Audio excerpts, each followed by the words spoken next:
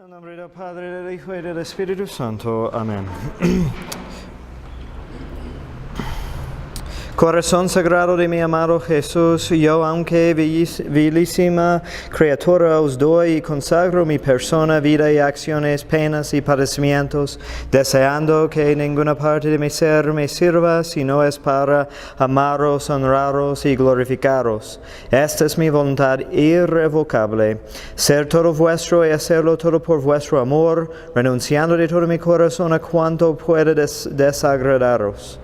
Os tomo pues, oh corazón divino, por el único objeto de mi amor, protector de mi vida, prenda de mi salvación, remedio de mi inconstancia, reparador de todas las culpas de mi vida, y asilo seguro en la hora de mi muerte.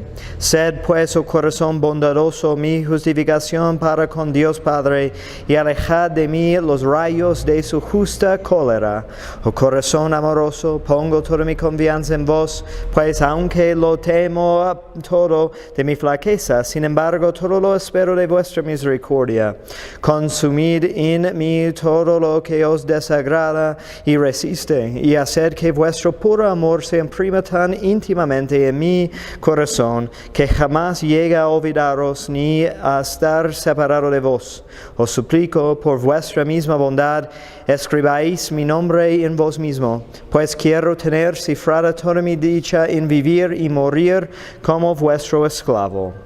Dios te salve María, llena eres de gracia, el Señor es contigo, bendita eres entre todas las mujeres y bendito es el fruto de tu vientre Jesús.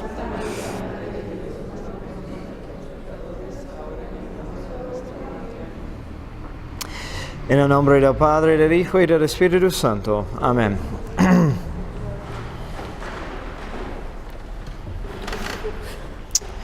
Ok. Buenos días. Vamos a continuar viendo el sacramento de confirmación.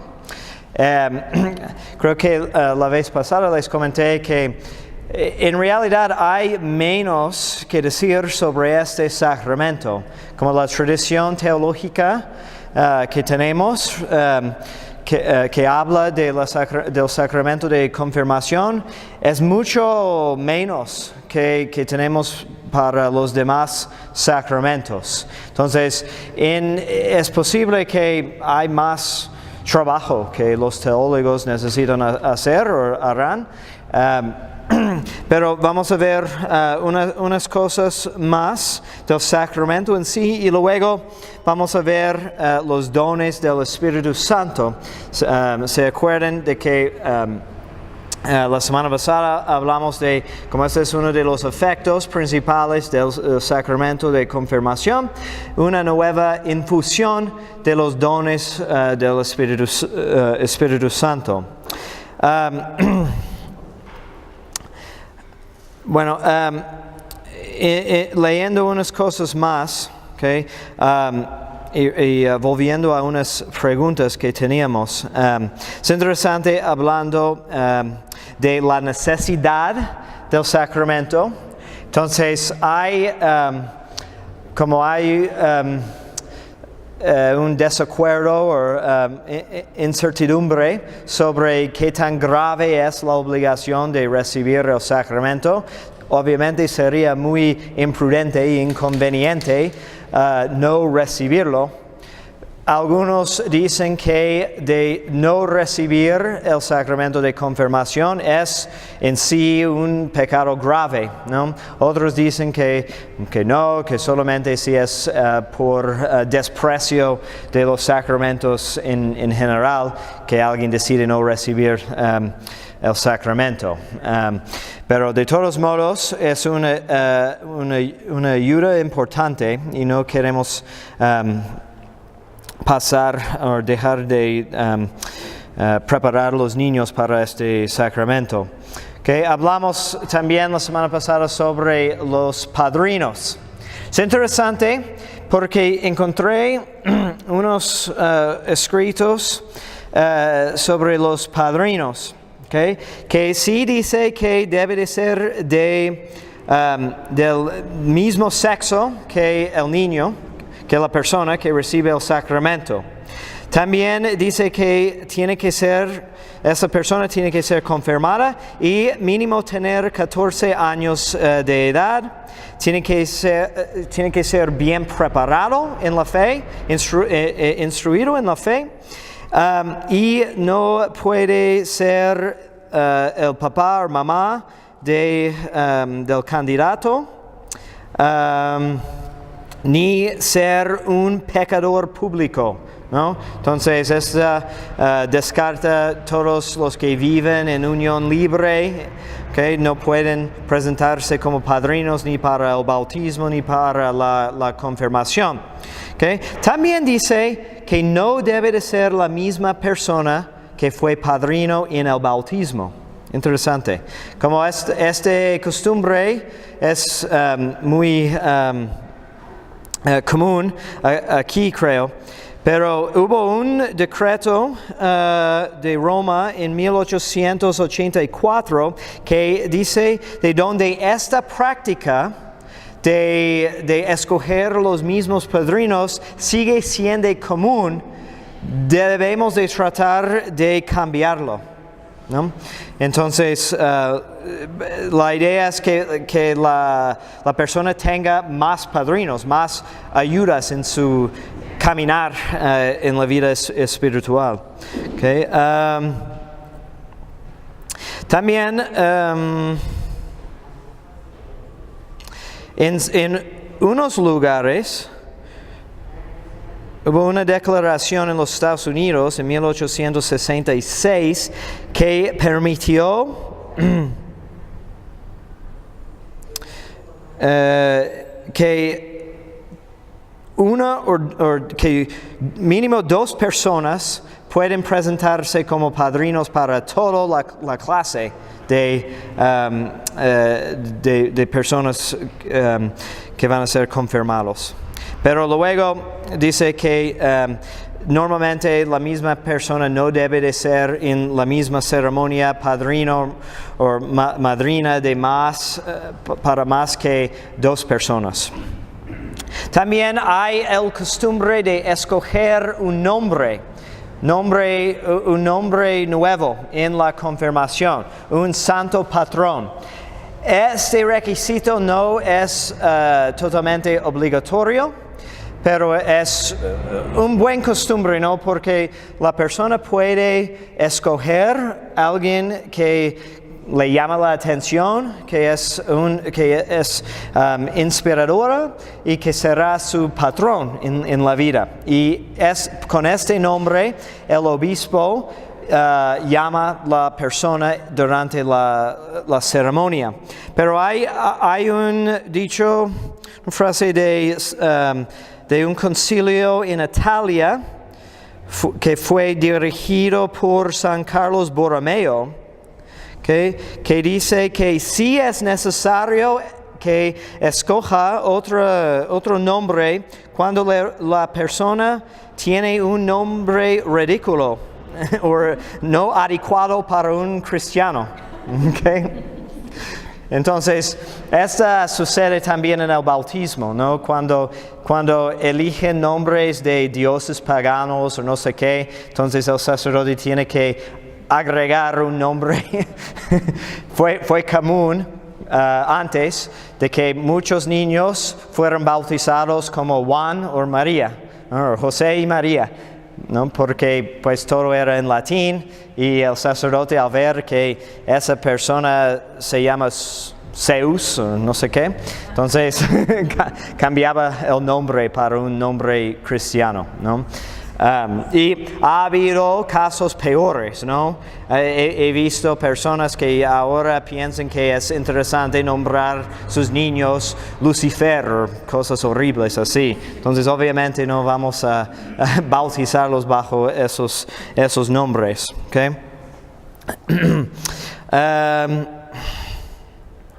Esto dice que, entonces, ahora sí.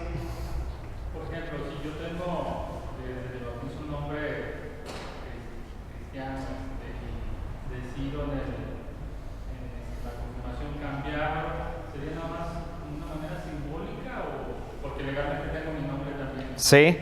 Pues, no, pues muchas personas agregan su nombre de confirmación a sus otros nombres, ¿sí?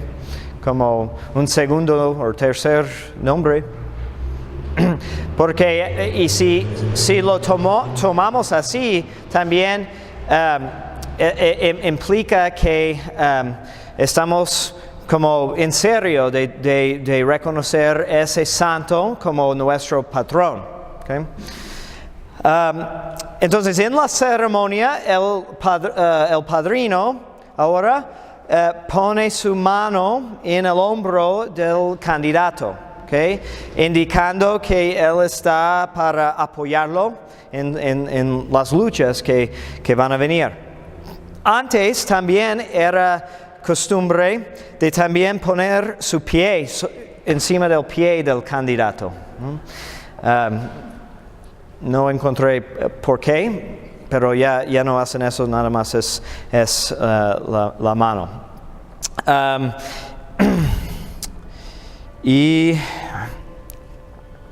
Entonces, hay diferencias parte de la incertidumbre sobre este sacramento, que es menos preciso que los demás. Es relacionado a la forma y materia, ¿okay? La ceremonia. Por ejemplo, los griegos o los bizantinos tienen costumbres totalmente diferentes. En la iglesia latina, que normalmente cuando hablamos de este sacramento, hablamos de la forma bajo dos aspectos, que es una imposición de manos y unción con crisma, ¿okay? Y hacemos las dos cosas al mismo tiempo. El obispo impone su mano, ¿okay?, en la cabeza mientras unge su frente, ¿okay? Que es diferente que bautismo, porque la unción en bautismo es en la corona de la cabeza, y es para confirmación aquí en la frente, y para ordenación sacerdotal la unción es en las manos, y en unción de los enfermos es todos los sentidos, ¿okay? Pero no duplicamos la unción, ¿okay?, tradicionalmente, ¿okay? Ahora sí, pero por ejemplo, aparte de necesidad, sí, urgencia, si voy a dar extrema unción a un enfermo que está muy grave, ¿no? Entonces, de forma muy rápida, sí, lo unjo una vez en la frente. Pero normalmente es en todos los sentidos, ojos, nariz, oídos, y las manos y los pies, ¿okay? Pero si es un sacerdote que está recibiendo el sacramento, ¿okay?, lo ungimos en otra manera, ¿okay? Entonces normalmente es en la palma de las manos para la unción de los enfermos, pero para el sacerdote lo ungimos por el otro lado, porque ya ha recibido la unción en las palmas en su ordenación, ¿okay? Pero los griegos no hablan de la imposición de manos, solamente de la unción, y la forma que usan normalmente es más sencillo, ¿okay? Más corta que lo que usamos en la iglesia latina.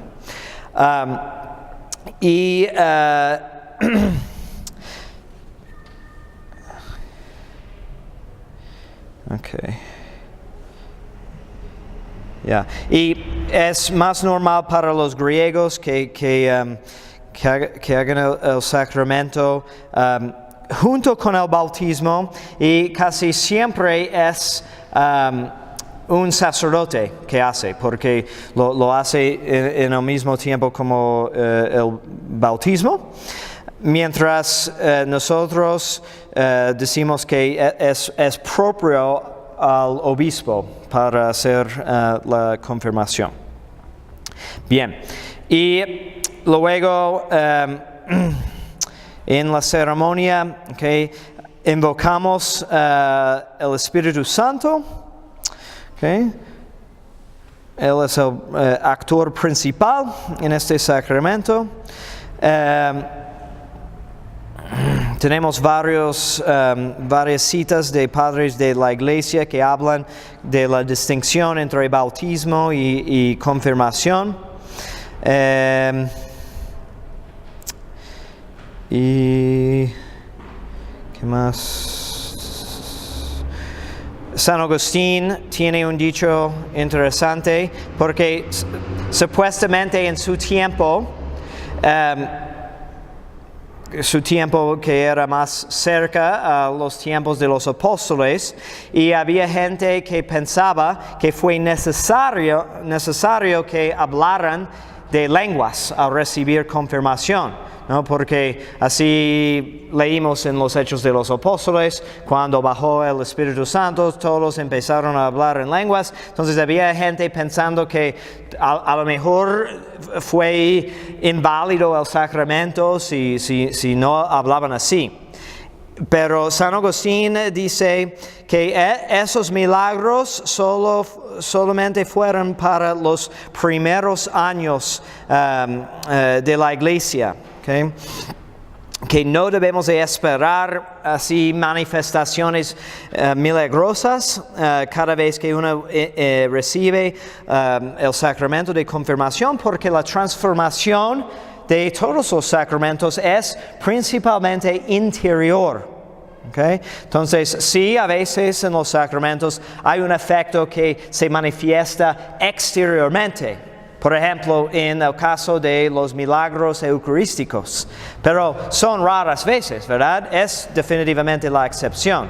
La transformación es interior y los que buscan así tales manifestaciones están como manifestando una falta de fe.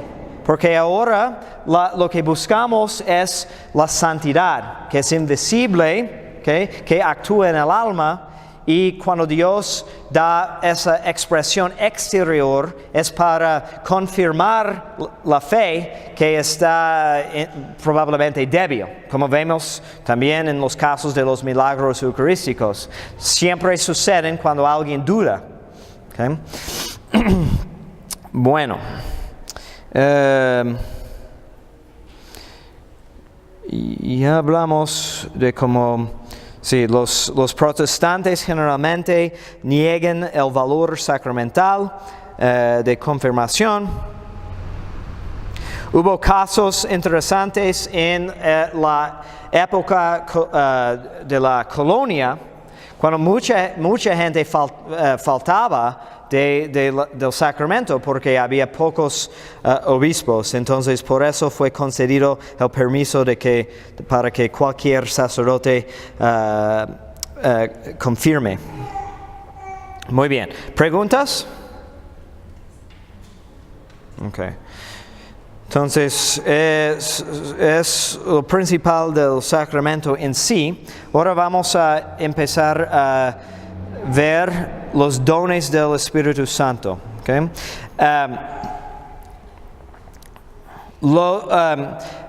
En general, la acción del Espíritu Santo es poco conocida.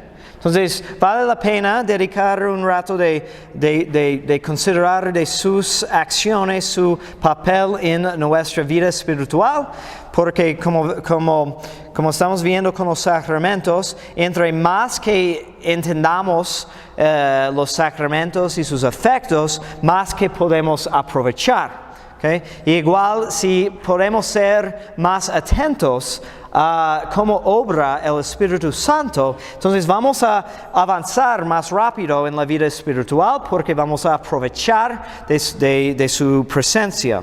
Okay. Entonces, sí. En sí, ¿por qué es el obispo el que tiene que hacer la celebración de las confirmaciones? ¿Por qué? Porque, bueno, hay algunas teorías. Okay. Uno es que también el bautismo era como propiamente para el obispo en los primeros siglos años de la iglesia, porque el obispo vivía con una comunidad pequeña. Entonces los sacerdotes, los presbíteros empezaron a aparecer principalmente para celebrar más misas y ayudar al obispo, pero todos los pasos más significantes, más extraordinarios eran del obispo, ¿no? Pero cuando empezaron a bautizar más niños, entonces fue concedido a los sacerdotes hacer el bautismo, pero siempre en el oeste hemos mantenido la conexión con la confirmación con el obispo, porque para enfatizar la unión eclesiástica, okay, y también para distinguirlo del bautismo. El bautismo, siendo necesario absolutamente, es más accesible. De hecho, cualquier persona puede bautizar porque es absolutamente necesario. Pero la confirmación no es necesaria en sí, aunque es importante, no tiene la misma necesidad. Entonces, para enfatizar que es otro sacramento y que los sacramentos vienen de la jerarquía de la iglesia, hemos mantenido esta tradición de recibir confirmación del obispo.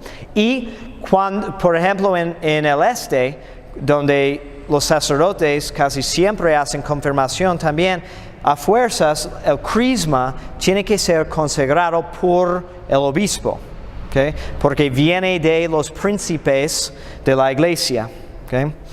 Y en los casos en los que el obispo no puede y designa un padre, es porque le confiere la jurisdicción de hacerlo, ¿okay? Entonces, el hecho de que yo soy capaz de administrar confirmación significa que con mi ordenación es suficiente, no necesito otro poder, ya lo tengo, ¿okay? Pero sí necesito permiso, porque nadie celebra un sacramento sin ser delegado a hacerlo, ¿okay? Nos metemos en bastantes problemas cuando tenemos protestantes, ¿okay?, que roban cosas de la iglesia para hacerlo en su manera, y tenemos como aún los que se llaman católicos, pero que roban de la iglesia para celebrar sacramentos fuera de la unión de la iglesia. Eso es grave, porque los sacramentos vienen de Cristo, que es cabeza, y transmite su poder por las líneas de autoridad, ¿no? Entonces, para confirmar lícitamente, ¿okay?, legalmente, necesito una delegación, aparte de una emergencia. Si encuentro a alguien muriendo, no tengo que decirle, espérame, y marcar al obispo para pedir permiso. Puedo presumir que tengo el permiso, pero aparte de esos casos, tengo que pedir el permiso. En el caso de los padres exorcistas igual. Sí, nadie puede hacer un exorcismo sin delegación del obispo, ¿okay? Nadie puede, y en algunos sacramentos es más grave, ¿no? Entonces, confesar sin permiso, aparte de necesidad, grave necesidad, no es simplemente ilícita, es inválida. Confirmación sin permiso es ilícita, pero matrimonio y confesión es inválida sin permiso, sin jurisdicción. Aún un obispo, siendo obispo ordenado, ¿okay?, que no tiene permiso, que si el obispo viaja a otra diócesis y decide, no, hoy estoy aburrido, voy a confirmar personas hoy, ¿okay?, pero sin pedir permiso, es válida pero ilícita su celebración, ¿okay? Tal vez es buen momento para ver qué significan estas palabras, ¿okay?, porque hay mucha confusión, ¿okay? Entonces, varias veces he puesto aquí la frase ex opere operato, ¿okay? Por la mera obra, básicamente quiere decir, ¿okay? Y es como la doctrina de que los sacramentos, por ser oficiados según la intención de la iglesia, tienen su efecto. Okay? Su efecto no depende, por ejemplo, de la santidad del Padre que los administra, ¿no? Por eso hablamos de la validez de los sacramentos. Okay? Si tengo el debido ministro, la forma y la materia, okay, entonces el sacramento normalmente es válido. Okay? Pero esa es aparte de la cuestión de su licidad o legalidad. Okay? Porque de poder hablar en el nombre de Cristo, okay, de representar su iglesia, porque la iglesia no es mía, ¿verdad? Ni es de ningún individuo, es de Cristo. Entonces, ni puedo predicar. ¿Sí? Para poder predicar en un templo, necesito una licencia de la autoridad eclesiástica. ¿Okay? Un sacerdote que predica sin este permiso peca. Porque supuestamente, obviamente vivimos en tiempos muy confusos. ¿Okay? Y en el caso ideal, ¿okay?, el obispo estaría evaluando, ¿okay?, calificando, asegurando que todas las predicaciones en todos sus templos, bueno, y no solamente las predicaciones, pero sí tenemos ejemplos. Pronto vamos a celebrar la fiesta de San Carlos Borromeo, y él tomó en serio su deber como obispo y varias veces recorrió toda su diócesis cuando no había carros, ¿okay?, a pie, checando que estaban celebrando bien los sacramentos, que no estaban abusando de la liturgia. Han cambiado los tiempos. Y él encontró cosas horribles, ¿no? Como sacerdotes, cosas horribles en el lado moral, como sacerdotes viviendo con su mujer y sus niños en la casa a un lado del templo, como sin vergüenza, ¿okay? Pero también casos de graves abusos de los sacramentos, como sacerdotes que ni sabían cómo decir o cuáles fueran las palabras de absolución. ¿Okay? Decían un Ave María para absolución, no sabían qué decir. ¿Okay? La formación era tan horrible. Pero el punto es que Él los corrigió. ¿Okay? Y así reformó la iglesia en Milano. ¿Okay? Pero el punto es que sin esa línea de autoridad somos protestantes, ¿okay? Porque no tenemos conexión con la iglesia. Entonces, para tener sacramentos lícitos necesitamos este permiso. Okay? Aparte de los casos en que la iglesia ha impuesto otro reglamento. Por ejemplo, el Concilio de Trento, que veremos luego, el Concilio de Trento dijo que para que dos católicos se casen válidamente, no solamente lícitamente, pero válidamente, tienen que tener forma católica. Es decir, sin la presencia de un ministro de la iglesia y sin el rito prescrito, su matrimonio es inválido. Por eso, cuando sus primos o tíos o quien sea les invita a una boda entre católicos que deciden casarse en el templo evangélico o luz del mundo o lo que sea, no pueden ir porque ese matrimonio será a fuerzas inválido, ¿no? Porque no se casan válidamente sin seguir ese reglamento. ¿Okay? Entonces, es muy importante, no podemos estar satisfechos simplemente con sacramentos válidos, porque conscientemente oficiar y también conscientemente sin situaciones de grave necesidad, ¿okay?, de participar en sacramentos ilícitos, es decir, participar en desobediencia, también es pecado, ¿no? Y si la diócesis revoca mi permiso para confesar, pero sigo confesando, ¿okay?, porque decido que, bueno, yo no tengo que obedecer la iglesia, entonces es grave para mí. ¿Okay? ¿Preguntas sobre eso? Por ejemplo, ahí, en este caso, las personas que se dan cuenta, bueno, que se confesaron o que hicieron la confirmación válidamente, pero a través de un sacerdote y un obispo ilícito, ¿qué procede ahí para las personas? ¿Volverlo a hacer o...? No tiene que volver a hacerlo. ¿Es un regaño nada más para el obispo o para el... Sí, es un pecado de su parte. Si la cuestión es si tenemos que volver a conseguir los sacramentos recibidos ilícitamente. No, especialmente si estábamos de buena fe, ¿no? Si no sabíamos que era problemático, entonces no podemos tener culpa. El obispo o el sacerdote que hace eso debe de saber, ¿no? O si él no sabe, entonces es un problema grave en su preparación.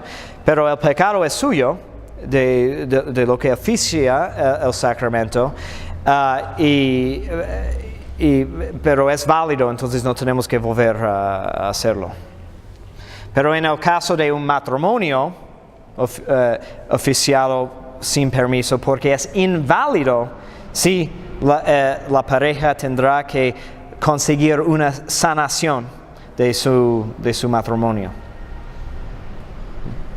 Recibir un sacramento de manera ilícita, entonces no tiene ninguna consecuencia para la persona que lo recibe. Sí sabe que es, sí, la pregunta es si hay consecuencia para quien recibe un sacramento ilícitamente.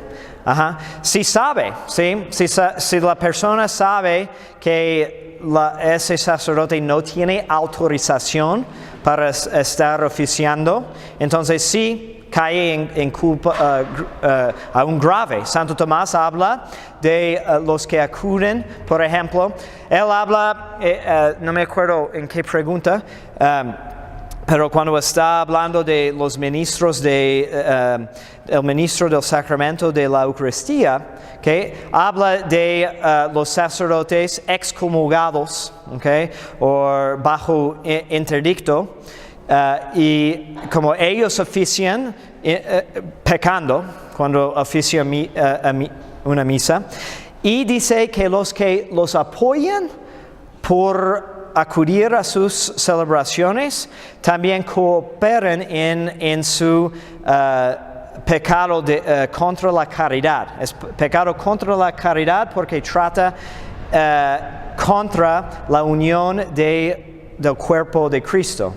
Y el vínculo de la unión del cuerpo de Cristo, como dice San Pablo, es la caridad. Entonces, no me acuerdo exactamente la lista de todos los posibles castigos, pero habla de excomulgados, interdictos y otros, ¿no? Otros castigos eclesiásticos que no debemos, aunque sus misas son válidas, porque no se quita el poder sacerdotal nunca, pero es ilícita porque la Iglesia los ha castigado y deprivado del permiso de ejercer ese ministerio. Porque otra vez, el ministerio no es suyo, el ministerio es de Cristo, y en cada sacramento el ministro principal es Cristo. ¿Sí? Entonces hay un choque allí. Si alguien que no obedece a Cristo está en el puesto de Cristo oficiando un sacramento. ¿Sí? Tengo una duda. Cuando un sacerdote deja el ministerio Ajá. porque quiere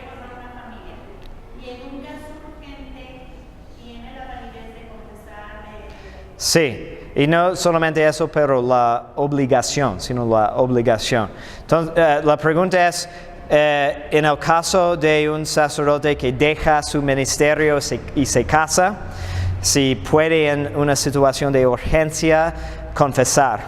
Sí, y aún tiene obligación, ¿okay? Pero hay unas cosas para ver, ¿no? Un sacerdote solo no puede decidir, hoy voy a casarme, ¿no? Ya me aburrí de ser sacerdote. No, es un proceso largo y es una lástima, es una pena para la iglesia que esto sucede. Pero sí, la iglesia da a veces a sacerdotes, y recientemente, lastimosamente, con mucha frecuencia, da como dispensas de sus obligaciones, el celibato y el resto del breviario. ¿Okay?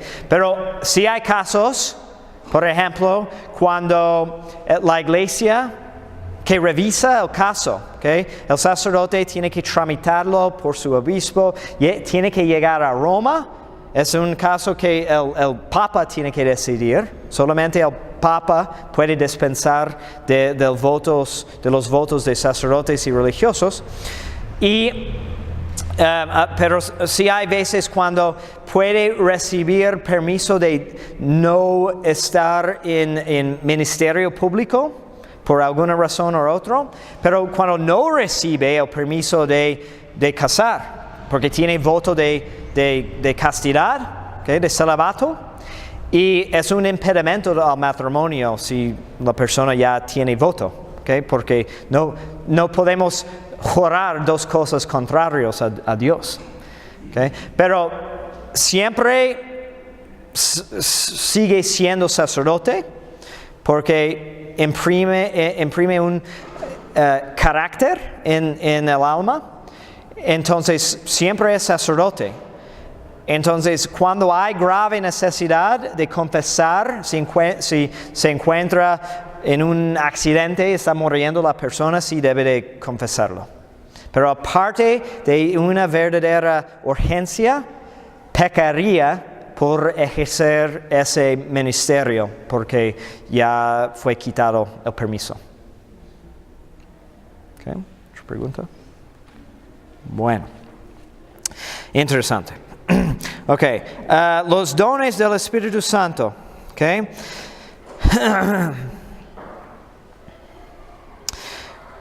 Okay, definimos los dones del Espíritu Santo como hábitos sobrenaturales infundidos en las potencias del alma para recibir y secundar con facilidad las mociones del propio Espíritu Santo. Okay. Hábitos sobrenaturales infundidos en las potencias del alma para recibir y secundar con facilidad las mociones del propio Espíritu Santo.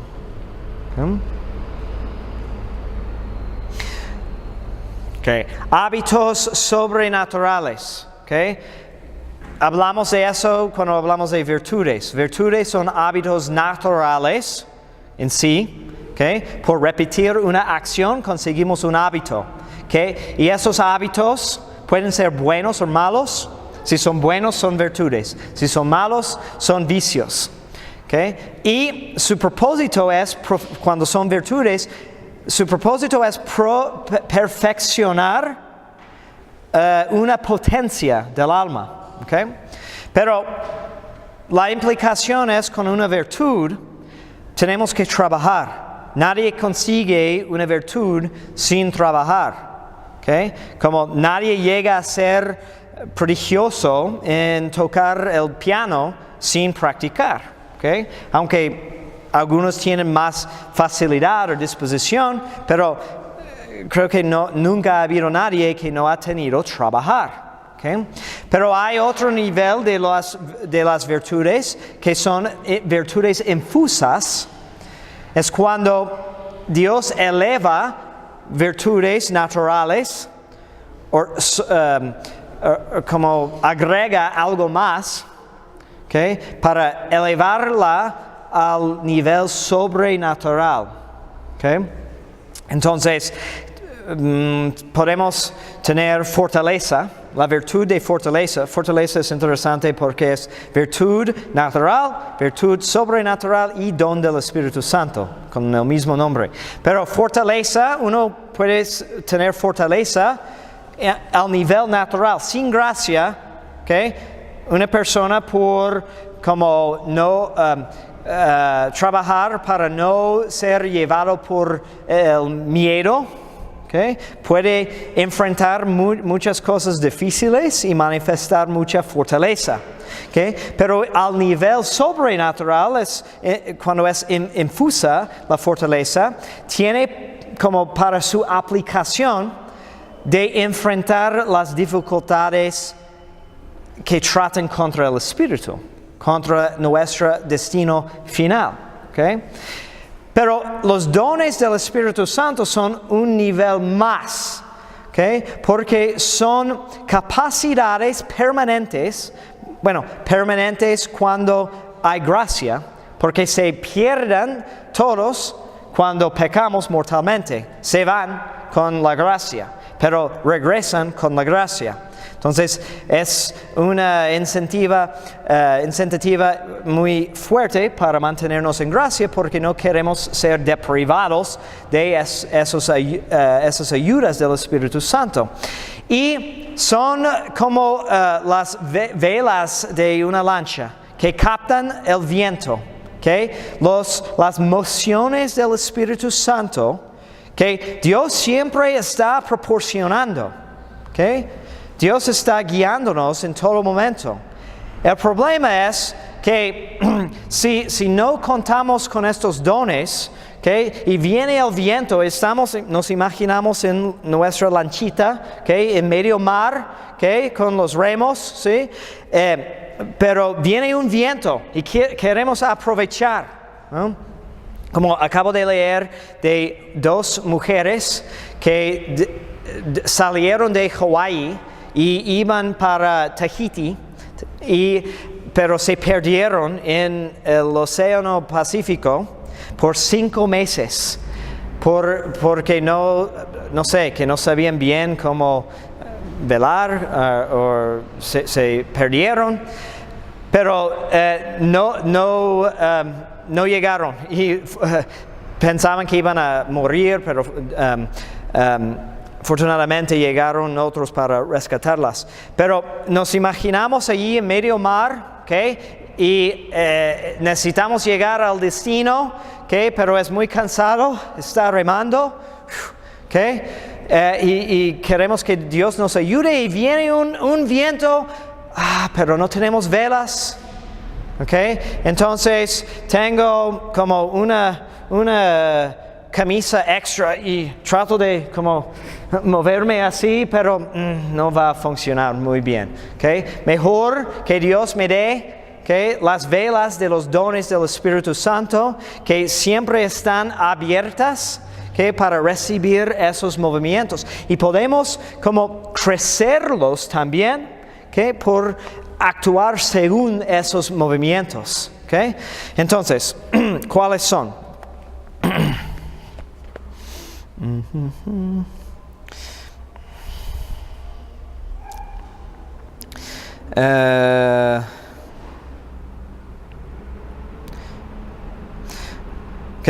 Voy a leer primero unas cosas aquí de Padre Royal Marín, ¿okay? En primer lugar, se ordenan a recibir la moción divina y en este sentido pueden ser considerados como hábitos receptivos o pasivos.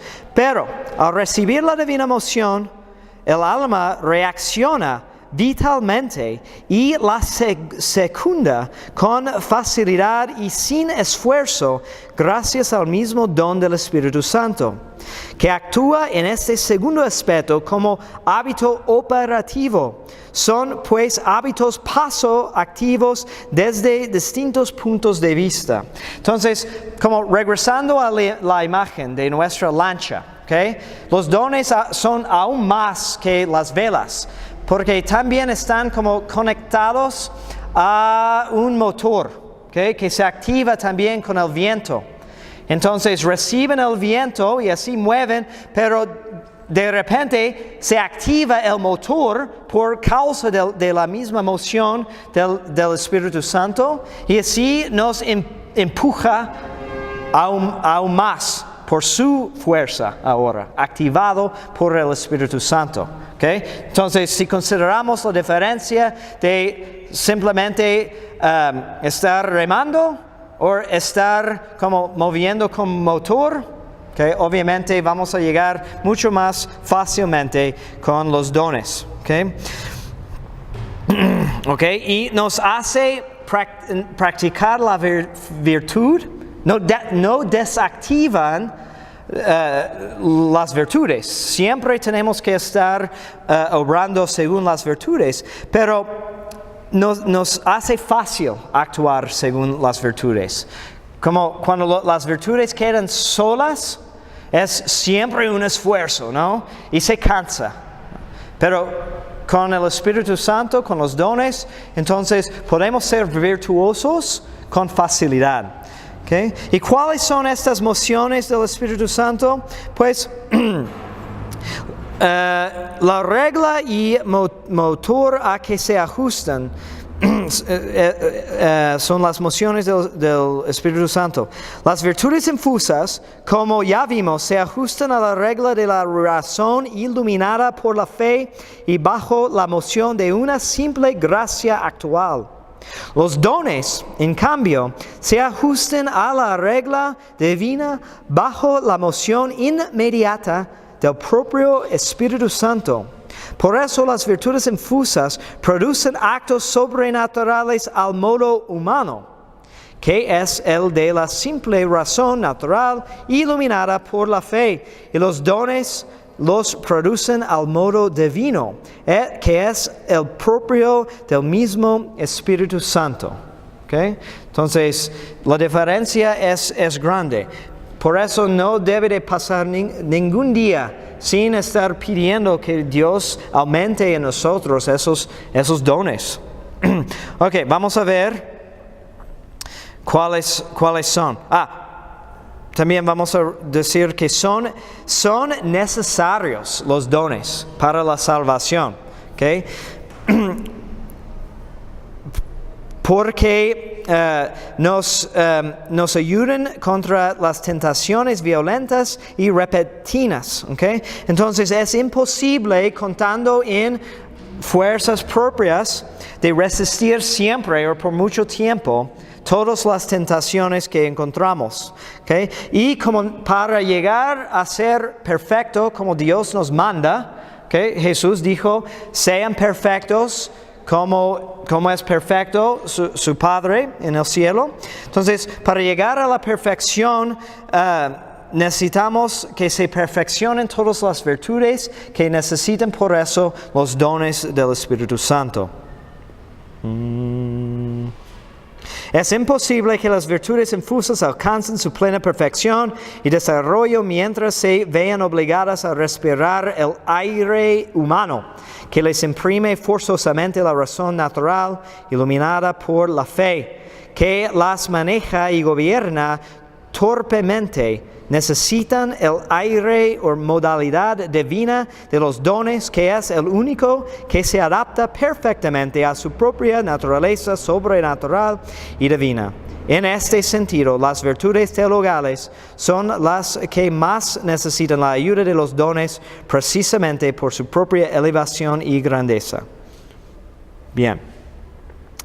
Y los dones entonces corresponden a diferentes, hay 7 dones y hay 7 virtudes principales, 3 teologales, 4 cardenales, y cada don perfecciona una virtud, más específicamente, aunque afecta a todas las virtudes.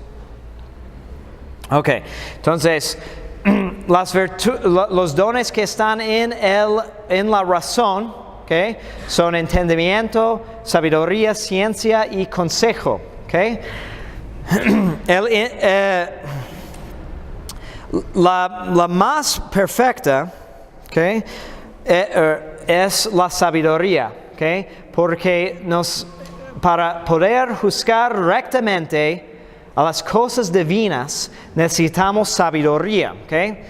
Di un sermón sobre este tema, ¿okay? Y si se acuerdan, ¿okay? La finalidad del don de sabiduría es hacernos siempre pensar bajo, ¿okay? La ciencia de la fe, o con el juzgar de la fe. Entonces, es dejar de ver las cosas solamente de perspectiva humana y verlas según modalidad divina, que reclama y exige por su propia condición de virtud teologal perfectísima, ¿okay? Por cierta connaturalidad con las cosas divinas, ¿okay? ¿Entienden? La caridad hace vivo en nosotros Dios, ¿okay? La gracia, ¿okay? Que es nuestra participación en la vida de Dios, ¿okay? Cuando tenemos esta gracia, ¿okay? que viene siempre conjunta con la caridad, que nos une con Dios, todo en nosotros debe de transformarse. ¿Okay? ¿Cómo actuamos? ¿Cómo pensamos? ¿Okay? Hay otro criterio bajo el cual juzgamos cuando estamos viviendo en caridad, y a fuerzas, cuando tenemos gracia, también vamos a tener el don de sabiduría. Siempre van juntos. ¿Okay? Juzgamos con este don por razones divinas y con sentido de eternidad. Okay, como si hubieran ya traspasado las fronteras del más allá. Okay. Como dice San Pablo, porque somos ciudadanos del cielo, ya, cuando tenemos gracia. Okay. Entonces, la manera de pensar de un cristiano, okay, viviendo en gracia santificante, tiene que ser muy distinta que una persona mundana, porque vamos a distintos destinos. Entonces, obviamente, la manera de llegar va a ser muy distinta. Okay. Entendimiento, okay, que nos hace penetrar la verdad, okay, que es decir, cuando tenemos activado el don de entendimiento, sabemos cómo penetrar los misterios de la fe. Okay. Por eso perfeccione la virtud de fe, okay, dándole una penetración profundísima, okay, de los grandes misterios. Okay. Almas que viven con el don de entendimiento tienen una fuerza y eficacia santificadora verdaderamente extraordinaria. Estas almas viven obsesionadas por las cosas de Dios, que sienten y viven con la máxima intensidad que puede dar de sí un alma peregrina todavía sobre la tierra. ¿Okay? Qué bello, ¿no? Que puede ser difícil estudiar el catecismo, ¿okay? Si lo hacemos con una mentalidad solamente humana.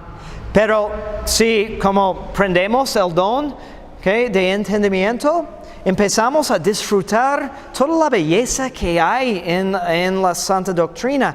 Y esta tiene por su finalidad de hacerlo fácil, okay, vivir según esas doctrinas.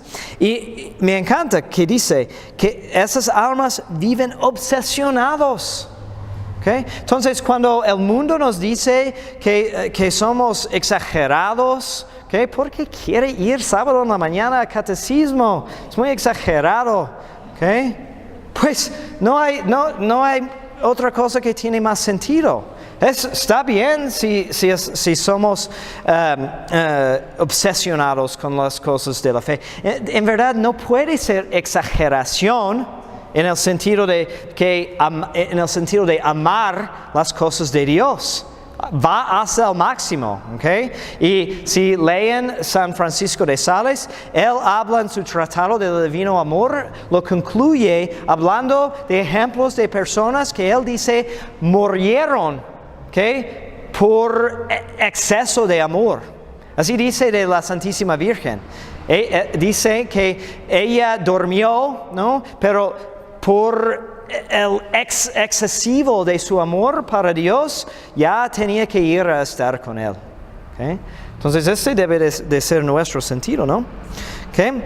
Y la ciencia es parecida, pero trata de las cosas creadas. ¿Okay? Ciencia, en el sentido de don del Espíritu Santo, nos hace ver Dios en las cosas del mundo. ¿Okay? San Pablo, en la carta a los Romanos, dice que los paganos que no tienen excusas para sus pecados.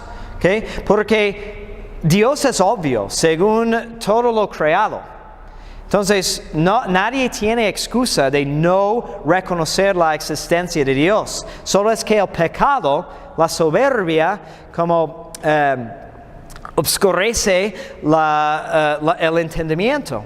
¿Okay? Porque de hecho Dios hizo todo precisamente para esto, para revelarse. ¿Okay? Aún de la cosa creada más sencilla hasta más complicada, Dios está revelándose a través de ellas. ¿Okay? Entonces, y nos hace juzgar rectamente de las cosas creadas, viendo en todas ellas la huella o vestigio de Dios que pregona su hermosura y bondad. El alma de San Francisco de Asís, iluminada por las claridades divinas de este don, veía en todas las criaturas a hermanos suyos en Cristo. ¿Okay? Normalmente el pecado viene, en parte, por lo menos, por falta de tener esta ciencia, porque vemos como un fin las cosas creadas en vez de huellas de la divinidad. Las cosas que nos detienen en vez de llevarnos hasta conocimiento de Dios. ¿Ok? Y luego consejo. ¿Ok? Entendiendo estas cosas, ¿cómo las ponemos en práctica? ¿Okay? Para hacerlo bien necesitamos el don de consejo que perfecciona la prudencia, la virtud de prudencia. Okay. No solo en las grandes determinaciones que marquen la orientación de toda la vida, como la vocación, sino hasta en los más pequeños detalles de una vida en apariencia monótona y sin trascendencia alguna. Okay. Es prudencia elevada al nivel de que podemos aconsejar, bueno, primeramente a nosotros mismos, pero también a otros. ¿Okay? Entonces, por eso vemos, es muy evidente, si encontramos una persona que consideramos santa, ¿okay? Que le pedimos consejos. ¿Okay? Porque está pensando bajo la iluminación de fe. ¿Okay? Y entonces tiene capacidad de distinguir cómo Dios nos está dirigiendo en cosas importantes, como la vocación, como dice, pero aún en las cosas más rutinarias. ¿Okay? Pero lo pueden aplicar a sus vidas. ¿Okay? En la vida normal, en sus hogares, ¿okay? También hay un papel para el don de consejo. ¿Okay?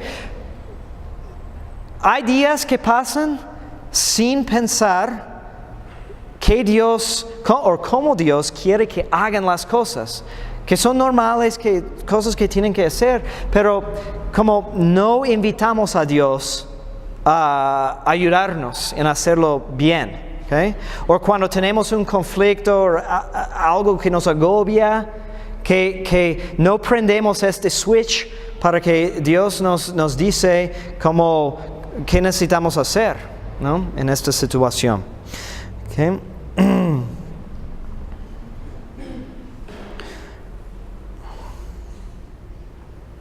Bueno, y pues el don de consejo también se acomoda según las responsabilidades, el estado de vida.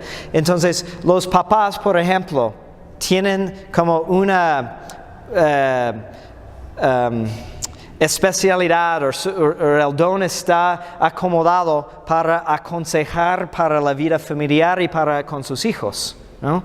Y uno que ejerce autoridad en la sociedad, si está viviendo en gracia, ¿okay? Y está consciente de que recibe su autoridad de Dios, también debe de contar con el don de consejo, ¿okay? Dirigido más particularmente a su responsabilidad.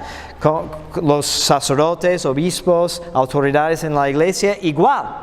Por eso, por ejemplo, es incorrecto que un laico sea un director espiritual, porque como no tiene la responsabilidad dada por la iglesia de dirigir almas, no cuenta con consejo en la misma manera. No es decir que no podemos pedir consejos, ¿okay? De amigos o personas que viven santamente o tratan de vivir su fe, pero en las cosas más importantes y para formalmente tomar responsabilidad de dirigir un alma, solamente un sacerdote o a veces un superior de una comunidad religiosa puede o debe de ejercer esa responsabilidad por esa razón.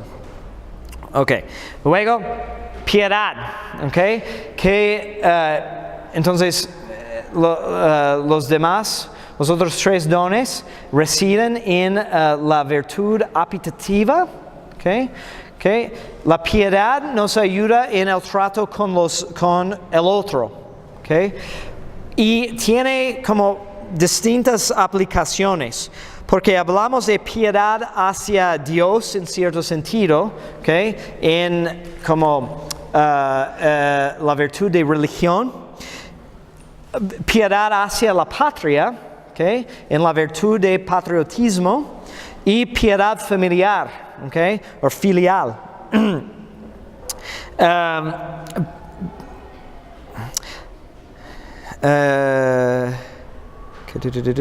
Tiene por objeto excitar en la voluntad por instinto del Espíritu Santo un afecto filial hacia Dios, considerado como Padre, y un sentimiento de fraternidad universal para con todos los hombres, en cuanto hermanos nuestros e hijos del mismo Padre que está en los cielos. Entonces, las almas dominadas por el don de piedad, que tienen una ternura especial para el rezo del Padre Nuestro y decir las palabras Padre Nuestro que estás en los cielos, porque vivan según este entendimiento de ser hijos de Dios Padre. Okay. Fortaleza, que refuerza la virtud del mismo nombre, haciéndola llegar al heroísmo más perfecto en sus dos aspectos fundamentales: resistencia y aguante frente a toda clase de ataques y peligros, y acometida viril del cumplimiento del deber a pesar de todas las dificultades. Okay? Perseverancia, okay? Especialmente en los deberes espirituales. Okay?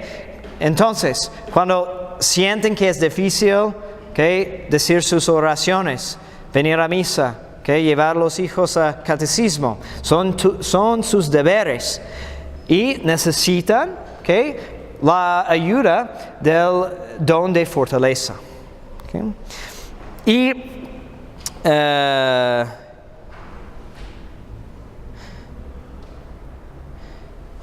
y también nos ayuda en la práctica callada y heroica de las virtudes de la vida cristiana ordinaria, que constituyen el heroísmo de lo pequeño y una especie de martirio a alfilerazos, con frecuencia más difíciles y penosos que el heroísmo de lo grande y el martirio entre los dientes de las fieras. Okay. y el don de temor. Okay. Contra concupiscencias desordenadas, que perfecciona la virtud de esperanza, en cuanto que nos arranca de raíz el pecado de presunción, que se opone directamente a ella por exceso, y nos hace apoyar únicamente en el auxilio omnipotente de Dios, que es el motivo formal de la esperanza. Secundariamente, perfecciona también la virtud cardenal de la templanza, ya que nada hay tan eficaz para frenar el apetito desordenado de placeres como el temor de los divinos castigos. ¿Okay? Pero para entender este temor como debemos, ¿okay? No es principalmente temor hacia el castigo, sino es temor que viene de un sentido de ser hijo de Dios, temor de ofender al Padre que nos ha amado tanto. ¿Okay? Entonces, el castigo es poquito en comparación con el dolor de saber que hemos ofendido a un Dios tan bueno. Y debemos de estar pensando en eso cuando nos confesamos, ¿no? Porque ¿qué decimos en el acto de contrición? Sí, decimos que nos arrepentimos porque Dios nos puede castigar, pero también porque Dios es infinitamente bueno. ¿Okay? Y esto es el nivel más perfecto. Y la confesión es más provechosa cuando tenemos mayor arrepentimiento. Entonces, hay un libro excelente por el Padre Royo Marín que se llama El Gran Desconocido, que habla del Espíritu Santo y se puede encontrarlo en internet gratis. Pero hay una teología que nos ayuda mucho en la vida espiritual, que trata del Espíritu Santo y vale la pena conocerlo más. ¿Okay? ¿Preguntas? Mencionó también, ¿qué viene siendo así una potencia? ¿Cómo? Una potencia de la... Una potencia del alma, ok. Entonces, el alma tiene varias potencias según diferentes distinciones. Entonces, son poderes, cosas que hace. Entonces, el ser humano tiene potencias del cuerpo que compartimos con plantas y animales, vegetativas y generativas y ¿cómo se dice? De los sentidos también. Y el alma tiene potencias de la inteligencia y de la voluntad. ¿Okay? Son los poderes, las capacidades del alma. Entonces, las dos potencias, a veces hablamos de 2 o 3 potencias. ¿Okay? Unos distinguen entre 3, memoria, voluntad y inteligencia. Santo Tomás ubica la memoria como parte de la potencia intelectiva. ¿Okay? ¿Preguntas?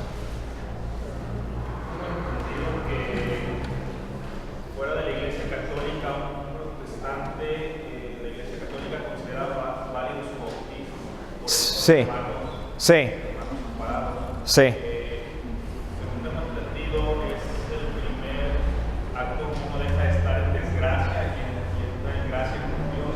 Ellos pueden recibir estos dones del Espíritu Santo. Ok, la pregunta es de la validez del bautismo fuera de la iglesia. Okay. Sí, como el bautismo es tan necesario, es fácil hacerlo válidamente, ¿no? Entonces, aparte de cuando la iglesia ha declarado que hay algo faltante en cómo bautizan, como hay algunos que bautizan no en el nombre del Padre, Hijo y Espíritu Santo, o como los mormones, por ejemplo, es un ejemplo reciente, que los mormones no entienden Jesús como hijo de Dios y el mismo Dios. Lo entienden como otro Dios. Tienen conceptos paganos. Creen en una multitud de dioses. Entonces la iglesia declaró que bautismo en la iglesia mormona es inválido porque no entienden la misma cosa. Pero es cierto que cuando uno recibe bautismo en una secta, aparte de esos casos, recibe bautismo válido con todo lo que lleva consigo, ¿no? Los dones, la gracia santificante, hasta el momento en que lo pierde por pecar. ¿Okay? Porque como no cuenten con confesión, okay, es muy difícil recuperar esa gracia una vez perdida. Y la herejía es pecado mortal. Okay? Entonces, cuando llegan a una edad en que pueden profesar una herejía voluntariamente, a lo mejor, si no pierden su gracia antes por otro pecado, por profesar una herejía, van a perder su gracia. Pero es interesante porque podemos decir entonces, por causa de esa verdad y la doctrina de que todos los sacramentos provienen de la iglesia, que todos que reciben bautismo válidamente reciben bautismo como católicos. Son católicos en el momento de recibir el bautismo y pues siguen siendo así hasta que pierden o se alejan de la iglesia por profesar una herejía. Bien, ok. Damos gracias a Dios. Gloria al Padre, al Hijo y al Espíritu Santo. María, Madre de Gracia, Madre de Misericordia. Y benedictio Dei omnipotentis, Patris et Filii et Spiritus Sancti, descendat super vos et maneat semper. Amen.